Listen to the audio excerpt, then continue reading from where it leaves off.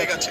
ওদের ঘরে তো এখন মানে মাহবুব চাচা ভুলে গেছে, ওরা ভুলে গেছে যে ওরা মায়ের ঘর থেকে জন্ম নিয়েছে, ওরা ভুলে গেছে যে ওরা মায়ের দুধ পান করেছে, ওরা ভুলে গেছে যে ওদের বোনের প্রতি শ্রদ্ধা রাখা উচিত, ওরা মেয়েদেরকে হাত দেয়। মানে নিকৃষ্ট পশুটি তো খারাপ।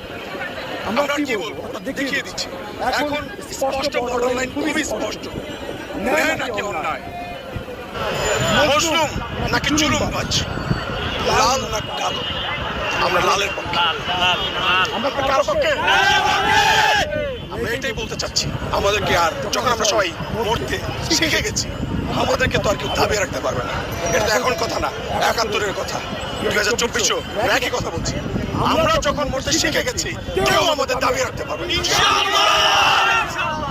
আমাদের সমন্বয়কারীদেরকে তারা গ্রেফতার করে নিয়ে গেছে, অনেককে গুম করে দিয়েছে এবং সারা বাংলাদেশের এখন প্রত্যেকটা শিক্ষার্থী, প্রত্যেকটা মানুষ নিজের